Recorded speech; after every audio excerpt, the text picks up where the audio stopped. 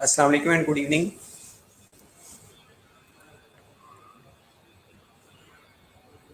कैसे हैं बच्चों?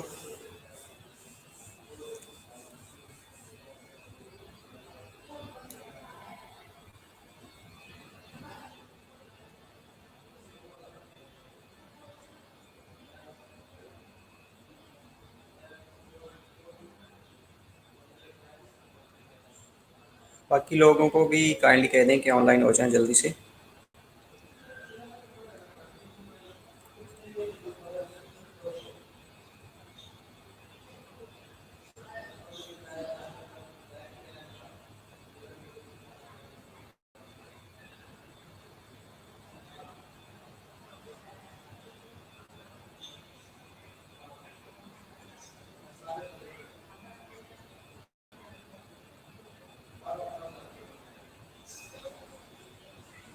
वेरी गुड बेटा।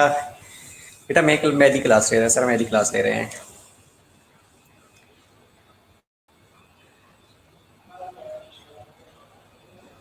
ओके।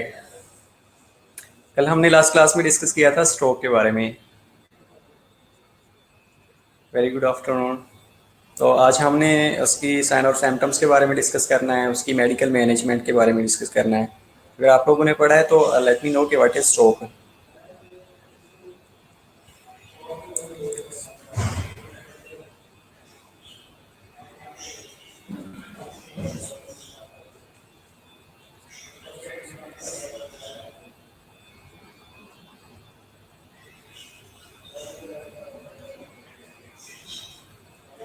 वालेकुम अस्सलाम बेटा। ओके, तो लेट मी नो कि व्हाट इज स्ट्रोक। आप लोगों ने मेडिकल मैनेजमेंट के बारे में मुझे बताना है कि कैसे मैनेज करते हैं स्ट्रोक के पेशेंट। डेफिनेटली आप लोग डील करते होंगे। वालेकुम अस्सलाम बेटा। तो कैसे मैनेज करते हैं आप लोगों को, हाउ टू नो हो गया। उसके बाद हम इसको डिस्कस कर लेते हैं कि कैसे मैनेज किया जाएगा। वालेकुम अस्सलाम, वेरी गुड आफ्टरनून बेटा।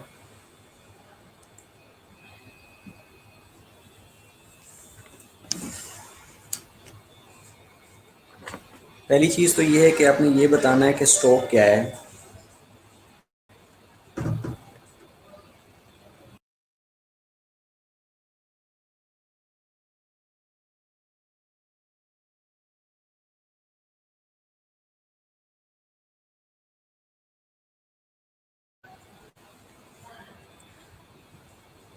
नो वन नोज के what is stroke.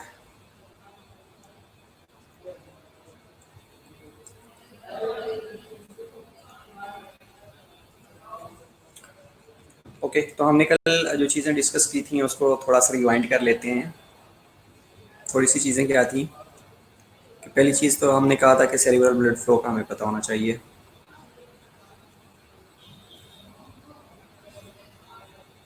Okay, disease that effects, well, चलें इतना भी बताया तो काफ़ी है। अगर ब्रेन के अंदर कोई और डिजीज़ भी तो होती है, लाइक इंसेफ्लाइटिस होता है, मेनिंजाइटिस होता है, चाहे इधर वो बैक्टीरियल है, वायरल है, that effects the arteries. Okay, deficiency of blood flow to the brain. बेटा डेफिशिएंसी के रिजल्ट में कोई अगर न्यूरॉनल डैमेज हुआ है या focal deficit in the neurons occur हुआ है तो उस कंडीशन को स्ट्रोक कहा जाता है। इफ वी सेड के deficiency of blood supply to brain है, तो उसके रिजल्ट में अगर there is a focal deficit, there is a neuronal damage, that is called stroke है। ओके, इंस्टेड ऑफ दैट कि ब्लड सप्लाई या cerebral blood flow, blood supply to brain और cerebral blood flow जब compromise होती है तो उसके result में वहाँ पे ऑक्सीजन और और ग्लूकोज का लेवल रिड्यूस होना शुरू हो जाता है।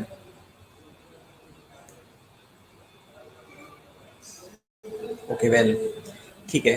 द स्ट्रोक अकर्स एग्जैक्टली ऐसा ही होता है when a blood vessel that carries oxygen and nutrients to the brain is either blocked or ruptured। अगर आप रैप्चर कर लें या ब्लॉक कर लें, दैट्स अनदर गुड डेफिनेशन कि वो ब्लड वेसल जो कि ब्रेन के अंदर ब्लड सप्लाई कर रही होती है, या वो रैप्चर हो गई है या वो ब्लॉक हो गई है किसी क्लॉट की वजह से या उसकी नैरविंग हो गई है, नैरो होना, ब्लॉक होना या रैप्चर होना, ये 3 कंडीशन है। तो उसके रिजल्ट में वी कैन से कि ये स्ट्रोक हो गया है। हमने 2 टाइप्स भी डिस्कस की थी जिसके अंदर हमने कहा था कि वन इज इस्कीमिक स्ट्रोक होता है और दूसरा हेमरेजिक स्ट्रोक होता है। इस्कीमिया में क्या होता है कि किसी ब्लॉकेज की वजह से ब्लड सप्लाई अगर कंप्रोमाइज़ हो गई है, ऑक्सीजन की डेफिशिएंसी होना शुरू हो गई है, तो that is known as ischemic stroke. Other condition was के हेमरेजिक स्ट्रोक है। तो हेमरेजिक स्ट्रोक में क्या था कि ब्लीडिंग अगर ब्रेन के अंदर हो गई है, ब्रेन के अंदर ब्लीडिंग किस जगह पे हुई है, इधर इट इज़ इंट्रासेरिब्रल हेमरेज, इधर it is in subarachnoid space. Subarachnoid space के अंदर हुई है या इंट्रासेरिब्रल हेमरेज हुआ है, तो उसके अकॉर्डिंग हम उसको नेम दे रहे होती हैं। और that bleeding is spontaneous bleeding, तो इसके लिए उनको स्पोंटेनियस इंट्रासेरिब्रल हेमरेज या स्पोंटेनियस सब रेकनाइड हेमरेज कहा जाता है। वेल, तो बात कर रहे थे कि हम सेरिब्रल ब्लड फ्लो की। तो सेरिब्रल ब्लड फ्लो के अंदर क्या होता है कि 3 मेटाबॉलिक फैक्टर्स होते हैं जो कि ब्लड फ्लो को इंक्रीज करवा देते हैं टूवर्ड्स द ब्रेन। उन 3 फैक्टर्स के अंदर one was carbon dioxide, other was one hydrogen ion concentration and third one was oxygen concentration. Oxygen deficiency होगी, blood supply cerebral blood flow increase हो जाएगी। हाइड्रोजन आयन कंसंट्रेशन इंक्रीज होएगी तो उसके result में भी सेरिब्रल ब्लड फ्लो इंक्रीज हो जाएगी। तीसरी, अगर कार्बन डाइऑक्साइड कंसंट्रेशन इंक्रीज होएगी या कार्बन डाइऑक्साइड का लेवल इंक्रीज होएगा तो दैट विल आल्सो लीडिंग या to a doubling of cerebral blood flow. Okay, ये चीज़ें हमने कल डिस्कस कर ली थी इन डिटेल। तो स्ट्रोक को हम डिफाइन करके शॉर्टली और ब्रीफली डिस्क्राइब करके मेडिकल मैनेजमेंट और इसके साइन और सिम्टम्स पे जाएंगे। तो स्ट्रोक क्या था, सीवीए क्या था, सेरेब्रोवास्कुलर एक्सीडेंट क्या था, कि एक मेडिकल इमरजेंसी है जिसमें क्या होता है कि sudden death of some brain cells due to lack of oxygen when the blood flow to the brain is impaired by blockage or rupture of an artery to the brain is known as CVA या stroke। इसके अलावा इसके अंदर जो part effect होएगा उसके ऊपर depend करता है कि कितना एक्सटेंसिव एरिया इफेक्टेड हुआ है। रिस्क फैक्टर्स के बारे में हमने कल बात की थी कि certain factors are modifiable, non modifiable and behavioural changes या modifiable behaviour factors. That was very very important कि मॉडिफाइएबल वो फैक्टर्स होते हैं that are modified through drugs, through certain medications। other behavioral modifications में certain exercises, certain meditations techniques, behavioral therapies के through अगर modify कर रहे हैं तो these factors are modifiable, जिसके अंदर one was hypertension, certain drugs से कंट्रोल कर रहे होते हैं। हाइपरकोलेस्टेरोलिया है, कोलेस्ट्रॉल का अगर लेवल ज़्यादा हुआ है तो there are medications that are used to reduce the level of cholesterol. Same condition with the diabetes mellitus, either it is insulin dependent, it is non insulin dependent, it is gestational diabetes mellitus, whatever the condition is। hypercoagulopathy, again having a medications that thickens the blood। cardiac diseases, definitely surgeries are there, medications are there to treat the cardiac diseases। instead of that modifiable factors like cigarette smoking है, patients को तो उसकी counselling करके उसकी cigarette smoking को quit करवा सकते हैं। सेम विद अल्कोहल, अगर एक पर्सन अल्कोहल ड्रिंकर है तो उसको टेपर ऑफ करके अल्कोहल की जो कंजप्शन है that will be reduced. Birth control pills अगर ले रही हैं in combination with smoking risk या फिजिकल इनएक्टिविटी है या ओबेसिटी है या ड्रग यूज है दैट कैन बी मॉडिफाइड। ये वो sides of arterial and cardiac abnormalities थी कि अगर कार्डियक जेनिक कोई एम्बोलाई, हार्ट से कोई अगर एम्बोलाई ओरिजिनेट हो रहा है या उसका ओरिजिन हार्ट है या हार्ट मसल्स हैं या हार्ट के अंदर जो वॉल्व्स हैं वहाँ से ओरिजिन हो रहा है तो that is known as cardiogenic emboli. तो जब मूव करेगा और काफ एओर्टा के अंदर जाएगा या कोई एओर्टिक ऑलरेडी प्लेक बना हुआ है तो जब लेफ्ट वेंट्रिकल कंट्रैक्ट करता है, फोर्सफुली ब्लड एओर्टा के अंदर भेजता है, तो एओर्टा डायलेट होएगा, तो उसके रिजल्ट में भी वो प्लाक जो है वो जाके इटरनल कैरोटिड आर्टरी के अंदर मूव करता हुआ eight the and intracranial arteries के अंदर पहुंचता है या पेनिट्रेटिंग आर्टरीज के अंदर पहुंचता है, जहां पे जाके ये ब्लड वेसल्स को ब्लॉक करना शुरू कर देता है। जैसे ही ब्लड वेसल ब्लॉक होएगी तो वो रैप्चर भी हो सकती हैं, आगे ब्लड सप्लाई भी कंप्रोमाइज़ हो सकता है। जब ब्लड सप्लाई कंप्रोमाइज़ होएगा तो उसके रिजल्ट में क्या होगा कि वहाँ पे जो न्यूरॉन्स हैं उनका डैमेज होना शुरू हो जाएगा, सडन डेथ होना शुरू हो जाएगी। उस डेथ की वजह से उसको हम स्ट्रोक कह रहे होते हैं, सीवीए कह रहे होते हैं। सर्टेन इटियोलॉजिकल और पैथोफिजियोलॉजिकल इटियोलॉजिकल फैक्टर्स होते हैं, जिसमें हमने ये कहा था कि ब्रेन को कंटिन्यूसली ऑक्सीजन और ग्लूकोज की रिक्वायर्ड होता है। अगर किसी वजह से ब्लड फ्लो इंटरप्ट होएगा तो उसके रिजल्ट में क्या होता है कि जो ब्लड फ्लो है इंटरप्ट होने के रिजल्ट में ऑक्सीजन और ग्लूकोज दोनों जो रिक्वायर्ड अमाउंट में होते हैं वो ब्रेन सेल तक नहीं पहुंचते। जब ब्रेन सेल तक रिक्वायर्ड अमाउंट में नहीं पहुंचेंगे तो उसके रिजल्ट में क्या होगा कि माइटोकॉन्ड्रिया जो कि पावर हाउस होता है वो स्विच कर जाएगा फ्रॉम एरोबिक टू एनारोबिक। जब वो एनारोबिक मेटाबॉलिज्म करेगा, एनारोबिक रेस्पिरेशन करेगा, जिसके रिजल्ट में large amount of lactic acid generation होना शुरू हो जाएगी। एसिडोसिस होएगी, एसिडोसिस के रिजल्ट में जो पीएच है ये डाउन होती है, चेंजेस होना शुरू हो जाएंगी, और जो न्यूरॉन्स हैं that are incapable of producing sufficient quantities of ATPase, और दिस इसकी वजह से जो एटीपी बन रही होती है that are use to maintain ATPase pump, sodium potassium ATPase pumps हो सकते हैं। तो जब सोडियम पोटाशियम एटीपीज पंप नहीं मेंटेन होएगा, एटीपीज प्रोडक्शन नहीं होएगी, तो जो पंप हैं इनकी इम्पेयरमेंट होना शुरू हो जाएगी। ये अपना जो इलेक्ट्रोलाइट का बैलेंस है ये लॉस करना शुरू कर देंगे। जब इलेक्ट्रोलाइट का बैलेंस लॉस होएगा तो जो न्यूरॉन्स हैं वो अपना फंक्शन सीज करना शुरू कर देंगे।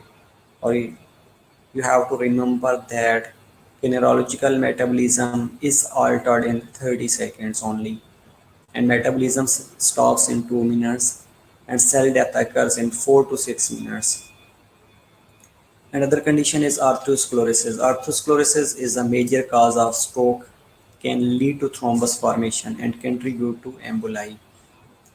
इंस्टेड ऑफ दैट, अगर कोई इस्कीमिया हुआ है उस एरिया के अंदर या बॉर्डर जोन के अंदर जहाँ पे ब्लड सप्लाई रिड्यूस हुई थी, तो वहाँ पे potentially that condition is reversible. अगर हम ब्लड सप्लाई इस्कीमिया को रिजॉल्व कर लेते हैं, फोकल डेफिसिट होने से प्रिवेंट किया जा सकता है। अगर if adequate blood flow can be reduced early, less than 3 hours, and the ischemic cause can be interrupted, brain damage and neurological function can be lost। अगर हम इस तरह इन चीज़ों को मैनेज कर लेते हैं, फोकल डेफिसिट्स को मैनेज कर लेते हैं, तो उसके रिजल्ट में क्या होगा कि वो जो फोकल डेफिसिट हो रहा था, जो न्यूरोनल डैमेज हो रहा था, उसको रिड्यूस किया जा सकता है।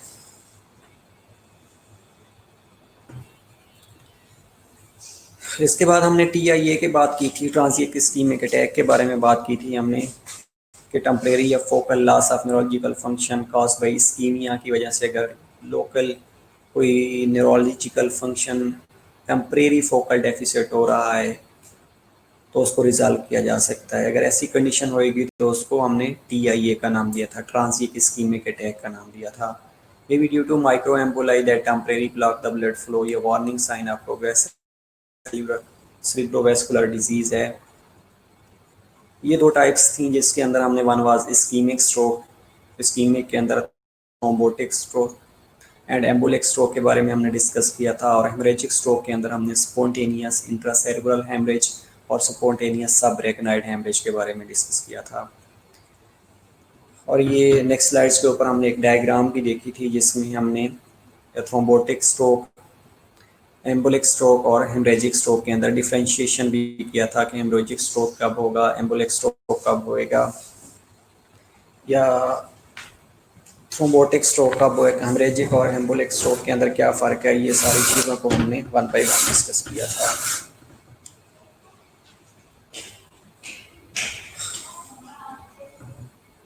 ओके, इस्कीमिक स्ट्रोक के बारे में हमने ये कहा था कि loss of function in the brain as a result of disturbed blood supply, जो डिमांड है या जो नीड है उसकी अगर वो मिसमैच हो रही है तो उसके रिजल्ट में क्या होगा कि इस्कीमिया होने के चांसेस या ब्लॉकेज की वजह से इस्कीमिया हो जाएगा और ये इस्कीमिया इस्कीमिक स्ट्रोक को लीड करेगा।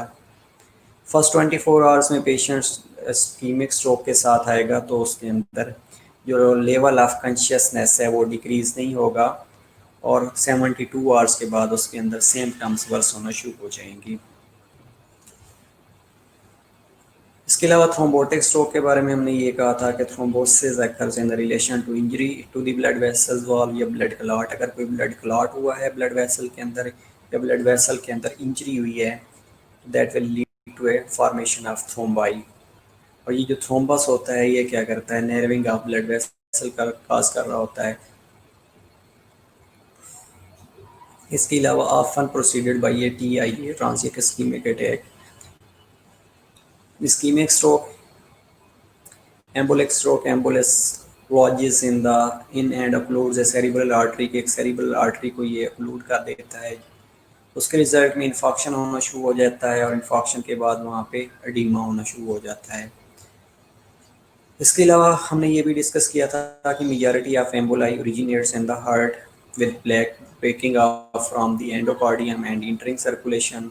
उसके बाद जैसे ये सर्कुलेशन में इंटर होएगा तो जाके कहीं पे भी ब्लॉकेज काज करेगा तो उसके रिजल्ट में सवेयर क्लिनिकल सिम्टम्स अकर होना शुरू हो जाएंगी। Patient usually remains conscious although may have a headache, सिर्फ हेडेक हो सकती है।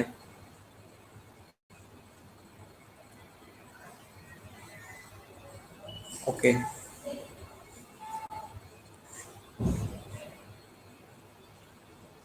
इसके अलावा हेमरेजिक स्ट्रोक की अगर हम बात करें, hemorrhagic stroke are caused by bleeding into the brain tissue itself or into the subarachnoid space or ventricles। ventricles के अंदर ब्लीडिंग हो रही है, subarachnoid space के अंदर ब्लीडिंग हो रही है। ये इसके अलावा ब्रेन की टिश्यू के अंदर ब्लीडिंग हो रही है तो उसको हम ये कह सकते हैं कि ये हेमरेजिक स्ट्रोक है। बेटा क्या पूछा है आपने?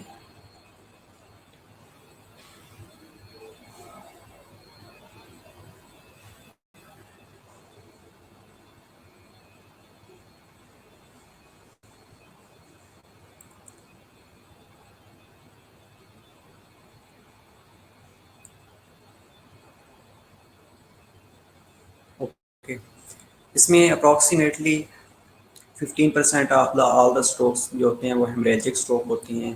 उनकी जो मेन काज होती है हेमरेज की वो ब्लड प्रेशर का इंक्रीज होना होता है, हाइपरटेंशन की कंडीशंस होती है और हाइपरटेंशन में कोई एनोरिथिक आर्टरी है तो वो ब्लीड कर जाती है, ब्लास्ट आउट कर जाती है। अब ये हेमरेज जो हो रहा होता है मेनली इंट्रा सेरिब्रल हेमरेज होता है या सब रेकनाइड हेमरेज होता है। अगर इंट्रा सेरिब्रल हेमरेज की हम बात करें तो bleeding within the brain caused by rupture of the blood vessels. अगर ब्लीडिंग ब्रेन के अंदर हुई है जो कि वो वेसल्स जो कि ऑलरेडी ब्रेन के अंदर थी, ब्लड सप्लाई कर रही थी, उसके अंदर अगर कोई रैप्चर हो गया है, ब्लास्ट आउट हो गई है। Hypertension is the most important cause. अब इसमें क्या होता है कि हाइपरटेंशन की वजह से ब्लड वेसल्स डायलेट होना शुरू हो जाती है। जब अब normal dilatation of blood vessels होती है तो उसको एनोरिथम कहा जाता है। एनोरिथम का एक टाइम आता है कि that blood vessels will not bear the pressure of the blood, तो उसके रिजल्ट में ये रैप्चर होना शुरू हो जाती हैं। इसके अलावा sudden onset of symptoms that progress over minutes to hours because of ongoing bleeding और manifestations includes neurological deficits। इसके अंदर हेडेक हो सकता है, नोजिया वोमिटिंग होता है, डिक्रीज लेवल ऑफ कॉन्शियसनेस होता है और HTN हो रहा होता है। ये एक डायग्राम थी जो कि हमने लास्ट क्लास में भी देखी थी कि इंट्रासेरिब्रल हेमरेज है या सब रेकनाइड स्पेस में ब्लीडिंग हुई है। Subarachnoid hemorrhage bleeding into the subarachnoid space, the area between the arachnoid membrane and the pia mater stopping the brain। इसके अलावा commonly cause by rupture of cerebral aneurysm. Cerebral aneurysm में ये होता है कि यहाँ पे अबनॉर्मल डायलिटेशन हो जाती है और इस अबनॉर्मल डायलिटेशन होने के रिजल्ट में एक टाइम आता है कि ब्लड प्रेशर ज़्यादा होने की वजह से that cerebral aneurysm will rupture, तो उसकी वजह से सब अरेक्नॉइड स्पेस के अंदर ब्लड जो है ब्लीड करना शुरू कर देता है। इसको मैनेज करने के लिए या रिकग्नाइज करने के लिए हमने एक मोनिक्स डिस्कस किया था, that was B fast. B, जिस पेशेंट्स को स्ट्रोक हो रहा होगा उसका जो बैलेंस होएगा वो अल्टर्ड होना शुरू हो जाएगा, जो आईज होंगी वो ब्लर्ड होना शुरू हो जाएंगी, फेस प्रोट्रूजन्स होना शुरू हो जाएंगी, आर्म्स वो एलिवेशंस होना शुरू हो जाएंगी, स्पीच सलर्ड होना शुरू हो जाएगी। तो जैसे ही हमने उसको रिकग्नाइज करना है तो सबसे पहले हमने क्या करना है कि उस पेशेंट्स को टाइमली हमने उसको रेस्क्यू करना है। जो हेल्पलाइन है उस पर कॉल करके उस पेशेंट्स को as soon as possible care provide करनी है। ये वो साइन और सिम्टम्स हैं जो कि सेरिब्रल आर्टरी अगर ब्लॉक हो जाती है या कोई रैप्चर्स होना शुरू हो जाता है तो उसके रिजल्ट में साइन और सिम्टम्स कहाँ कहाँ पे क्या क्या अपीयर होना शुरू हो सकते हैं। आर्टरी है, मिडल सेरिब्रल आर्टरी है, या पोस्टीरियर सेरिब्रल आर्टरी है, या बेसलर एंड वर्टिब्रल आर्टरी है, अगर इनके अंदर कोई ब्लॉकेज आती है, कोई रैप्चर्स होता है तो उसके रिजल्ट में क्या होगा कि फोकल डेफिसिट्स होना शुरू हो जाएंगे और इस आर्टरी के अकॉर्डिंग साइन और सिम्टम्स अपीयर होना शुरू हो जाते हैं।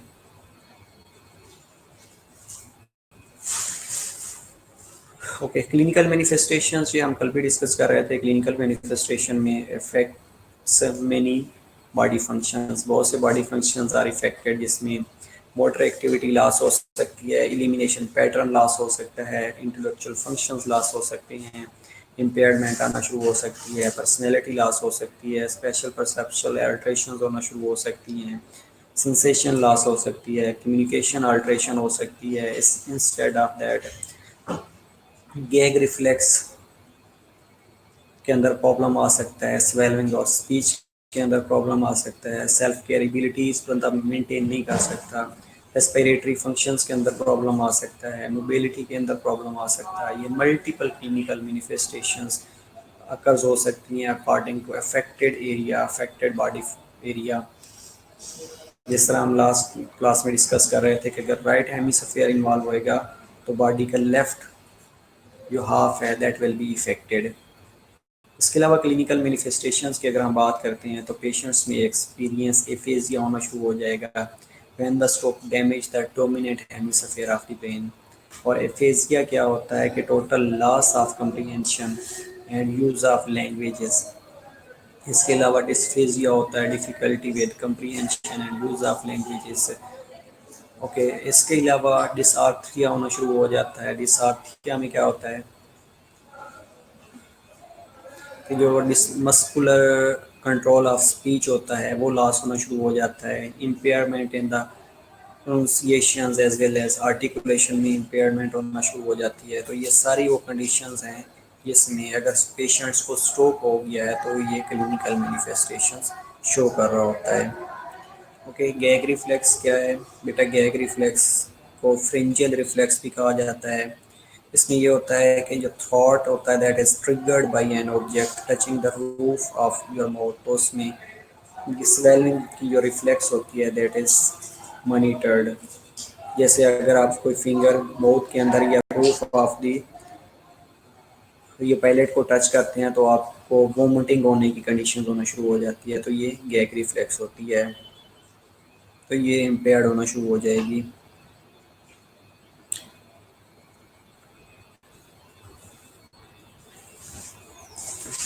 इसके अलावा इंटेलेक्चुअल फंक्शंस इम्पेयर्ड हो सकते हैं। Left brain stroke more likely to result in memory problems and related to languages problems होना शुरू हो सकते हैं।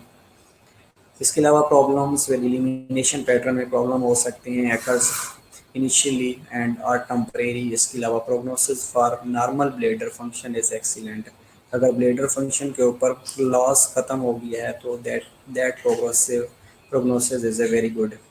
And only one hemisphere of brain is affected. अगर एक हेमिस्फीयर इफेक्टेड है तो उसमें जो ब्लैडर की ऊपर कंट्रोल है उसकी प्रोग्नोसिस गुड है। अदरवाइज अगर बोथ हेमिस्फीयर इफेक्टेड हैं तो देन इनकॉन्टिनेंस होना शुरू हो सकती है, वोलेंटरली वाइडिंग होना शुरू हो सकती हैं। तो अगर एक हेमिस्फीयर इफेक्टेड है तो इसको कंट्रोल किया जा सकता है। सेम कंडीशन विद राइट और लेफ्ट हेमिस्फीयर अगर ब्रेन स्ट्रोक हो गया है, लाइक अगर राइट हेमिस्फीयर इन्वॉल्व हुआ है, तो जो left side of the body है दैट विल बी इफेक्टेड। अब left side of the body में लेफ्ट ब्रेन अगर डैमेज हो गया है तो देन वो इफेक्ट क्या करेगी, right side of the body will be affected, जिसके अंदर पैरालिसिस होना शुरू हो जाएगी। अगर राइट ब्रेन डैमेज हुआ है, stroke on the right side of the body, तो प्रॉब्लम पैरालाइज लेफ्ट साइड होना शुरू हो जाएगी, हेमीप्लेजिया होना शुरू हो जाएगा, लेफ्ट साइड निगलेक्टेड होना शुरू हो जाएगी, स्पेशल परसेप्शन डेफिसिट्स होना शुरू हो जाएगा, trend to deny or minimize problems होना शुरू हो जाएगा, रिकग्निशन प्रॉब्लम होना शुरू हो जाएगा, जो रैपिड परफॉर्मेंस थी that will be converted into short performance होना शुरू हो जाएगी। इसके अलावा सेफ्टी प्रॉब्लम्स होना शुरू हो जाएंगे, इम्पेयर जजमेंट होना शुरू हो जाएगी, इम्पेयर टाइम कंसेप्शंस कंसेप्ट्स होना शुरू हो जाएंगे। ये सारी वो कंडीशंस हैं जिसके अंदर जब राइट साइड ब्रेन इफेक्ट होएगा तो left part of the body will be affected. Same condition with the other parts, like अगर लेफ्ट ब्रेन इफेक्टेड है तो right side of the body will be impaired. इसके अलावा स्पेशल परसेप्शन प्रॉब्लम्स में divided into 4 categories के अंदर divide की जाती हैं, जिसमें पहली जो चीज़ होती है, पहला प्रॉब्लम्स होता है incorrect perception of self and illness, में डिनाई इलनेस और बॉडी पार्ट्स। अगर उसका कोई बॉडी पार्ट लॉस हो गया है या उसको कोई डिजीज़ हो गई है तो उसने डिनाई करना है, उसने कहना है कि मेरे साथ वैसा कुछ हुआ ही नहीं है। तो पहला जो होता है problem that is incorrect perception of self और इलनेस। दूसरी कंडीशन ये होती है कि enormous perception of self in the space, neglect all inputs from the affected site और डिस्टेंस जजमेंट। दूसरे में इनॉर्मस परसेप्शन होना शुरू हो जाती है। तीसरी कंडीशंस के अंदर, ये तीसरे प्रॉब्लम्स के अंदर, तीसरी कैटेगरीज के अंदर, inability to recognize an object by the sight, touch और हेयरिंग। ऑब्जेक्ट्स को टच के थ्रू, साइट के थ्रू या हेयरिंग के थ्रू रिकॉग्नाइज ही नहीं कर सकेगा। और एट द एंड क्या होगा, inability to carry out learn situational movements और कमांड्स। उसके बाद जो लर्न उसकी कमांड्स थी उसको भी वो कैरी आउट नहीं कर सकेगा। इसके अलावा हम इसको डायग्नोज कैसे करवा सकते हैं, डायग्नोस्टिक स्टडीज़ होती हैं, डायग्नोस्टिक स्टडीज़ के थ्रू इसको पेशेंट्स को रूल आउट किया जा सकता है। और टाइमली अगर हम इसको रूल आउट कर लेंगे तो that will be a good option. Otherwise ये पेशेंट्स की जो कंडीशंस हैं, इफ देयर इज हिज और her condition is worst then it will be difficult to manage. तो डायग्नोस्टिक स्टडीज़ में डायग्नोस्टिक ऑफ सबरेक्नाइड हेमरेज है या इंट्राक्रेनियल एनोरिथम है, वो क्लिनिकल प्रेजेंटेशन से पेशेंट्स का पता चल सकता है।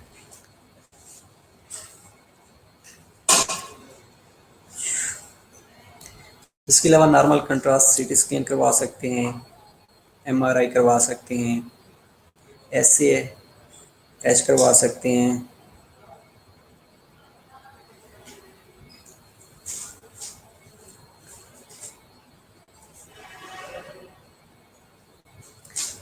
ओके, लुम्बर पंक्चर करवा सकते हैं, CT scan is normal and suspicion of SAH is strong, and angiography करवा सकते हैं कि वहाँ से कोई एम्बोलाई या थ्रोम्बाई तो नहीं कर रहा। To identify the aneurysm at the source of bleeding, conventional angiography करवा सकते हैं, magnetic imaging magnetic resonance angiography करवा सकते हैं, एमआरए और हेलिकल कंप्यूटेड टोमोग्राफी सीटीए भी आर यूजफुल।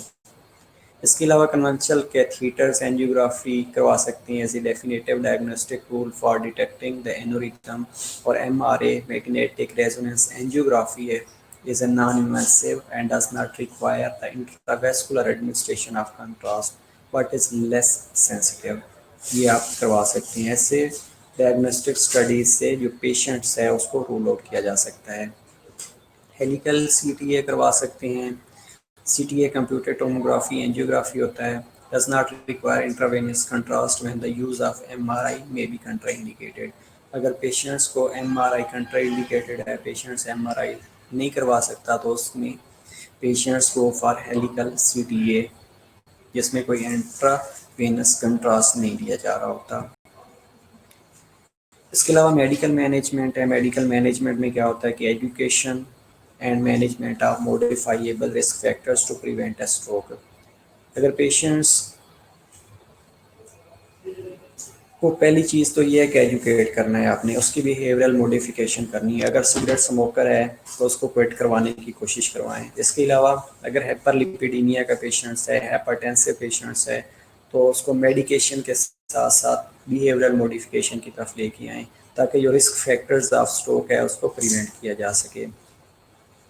इसके अलावा close management of patients with non risk factors कोई भी हो सकती हैं, लाइक उसको अगर कोई हार्ट डिजीज़ है, डायबिटीज़ मेलाइटस है, इस तरह के सर्टेन अदर रिस्क फैक्टर्स हैं, अगर नोन है तो उनको क्लोजली मैनेज करवाएं, क्लोजली मॉनिटर करवाएं। मैनेजमेंट के साथ जो स्ट्रोक के चांसेस हैं उनको प्रिवेंट किया जा सकता है।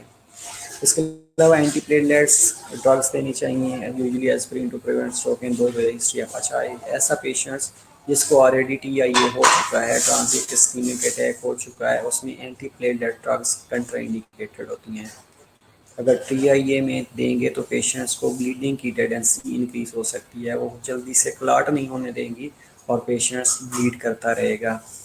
सर्जरी इंक्लूड्स क्रेनियोटॉमी, अगर पेशेंट्स की सर्जरी करवानी है, लाइक कोई हेमरेज एक वहाँ पे क्लॉट बन गया है या कोई एनोरिथम बना हुआ है, या इसके अलावा वहाँ पे कोई थ्रोम्बाई बना हुआ है, तो उसको रिसॉल्व करने के लिए गो फॉर क्रेनियोटॉमी। इसके अलावा इंट्रावेस्कुलर टेक्निक्स, जिसके अंदर इंट्रा आर्टीरियल वेसोडाइलेटर्स दिए जा रहे होते हैं, mechanical dilatation of vessels with balloon angioplasty की जा रही होती है, इमिडोपिन दी रही होती है, ये drugs that block calcium channels and selectively acts on the cerebellar blood vessels, ये इमिडोपिन दे सकते हैं। इसके अलावा इंट्रावेस्कुलर टेक्निक्स हैं, लाइक इंट्रायोटिक वेसोडाइलेटर्स दे सकते हैं, mechanical dilatation of vessels with balloon angioplasty करवा सकते हैं। तो ये मेडिकल मैनेजमेंट है जिसके थ्रू पेशेंट्स को इजीली मैनेज किया जा सकता है। इसके अलावा कोलैबोरेटिव केयर प्रिवेंशन में पेशेंट्स को शॉक से प्रिवेंट कैसे किया जा सकता है। इसके लिए कंडीशंस हैं कि सबसे पहली चीज़ तो ये है कि अगर पेशेंट्स का ब्लड प्रेशर ज़्यादा रहता है, हाइपरटेंसिव पेशेंट्स है, तो उसको मेडिकेशन के थ्रू उसके ब्लड प्रेशर को नॉर्मलाइज करवाएं। दूसरी कंडीशन ये है कि उसके कोलेस्ट्रॉल का लेवल अगर ज़्यादा है,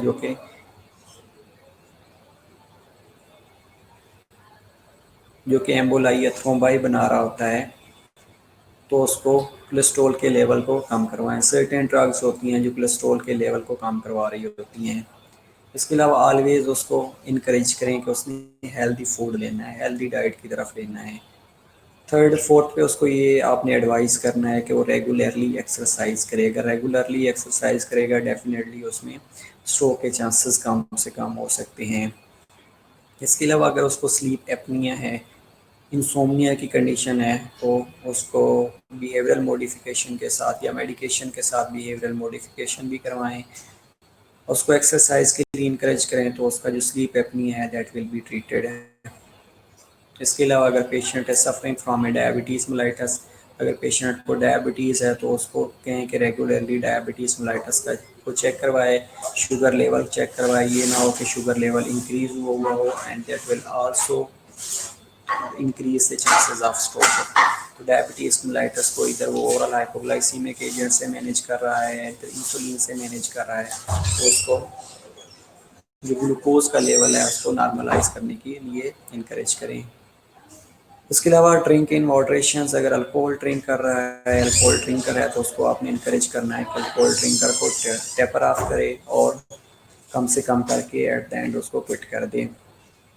इसके अलावा स्मोकिंग अगर कर रहा है तो स्मोकिंग के लिए उसको इनकरेज करना है कि स्मोक ना करे और स्लोली और प्रोग्रेसिवली जो स्मोकिंग है उसको भी क्विट कर दे। इसके अलावा अगर स्ट्रेस है, उसको बहुत ज़्यादा स्ट्रेस होता है, तो स्ट्रेस के लिए सर्टेन टेक्निक्स होती हैं, मेडिटेशंस होती हैं, एक्सरसाइजेज होती हैं, थेरेपीज़ होती हैं, तो उन थेरेपीज़ को अवेल करें। इसके अलावा मेडिकेशंस हैं स्ट्रेस को रिड्यूस करने के लिए या थ्रेशोल्ड बढ़ाने के लिए स्ट्रेस का, तो उनको यूज़ करके स्ट्रेस के लेवल को कम से कम करें और स्ट्रेस से अवॉइड किया करें। और एंड ये है कि उसको एक हेल्दी वेट मेंटेन करना चाहिए अकॉर्डिंग टू हाइट, ताकि बीएमआरआई अगर वो मेंटेन कर लेगा, बीएमआरआई मेंटेन करेगा, तो उसके रिजल्ट में वो हेल्दी वेट अपना मेंटेन कर सकता है। एंड दीज आर रेफरेंसेस, यहाँ से मैंने ये सारा लिया है, तो काइंडली इसको आप लोगों ने एक दफ़ा पढ़ लेना है। पढ़ने के बाद अगर कोई भी क्वारी हो तो काइंडली लेट मी नो, तो इसको हम देख लेंगे। ओके इसमें अगर कोई क्वेरी हो लाइक स्ट्रोक के अंदर कोई आपको चीज़ समझ ना आई हो, कोई चीज़ पूछनी हो, लाइक डायग्नोस्टिक स्टडीज़ हैं, क्लिनिकल मैनिफेस्टेशंस हैं, मेडिकेशंस हैं, तो you can let me no, you can ask. और ये स्लाइड्स इंपॉर्टेंट है, स्लाइड्स को एक दफ़ा आप लोग देख लीजिएगा। इसमें कि कौन सी आर्टरी अगर रैप्चर होएगी तो उसके अकॉर्डिंग कौन सी साइन और सिम्टम्स अपीयर होना शुरू हो जाएंगी। और बाकी हेमरेजिक और इस्कीमिक स्ट्रोक में क्या डिफरेंस है ये आप लोगों ने देख लेना है। इनको किस बेस पे डिवाइड किया जाता है ये आप लोगों ने देख लेना है सिंपली। और एम्बोलाई और थ्रोम्बाई में क्या डिफरेंस है, types of stroke like ischaemic है, हेमरेजिक है, ये कैसे आइडेंटिफाई किया जा सकता है, इनकी काजेज़ क्या क्या हैं और इनके साइन और सिम्टम्स कहाँ कहाँ से अपीयर हो सकते हैं। इसके अलावा रिस्क फैक्टर्स के बारे में हम की थी कि रिस्क फैक्टर्स में मॉडिफाइएबल हैं, नॉन मॉडिफाइएबल हैं, तो ये कैसे मॉडिफाई किए जा सकते हैं और कौन कौन से रिस्क फैक्टर्स को हम मॉडिफाई कर सकते हैं। सेरिब्रल ब्लड फ्लो का आप लोगों को पता होना चाहिए।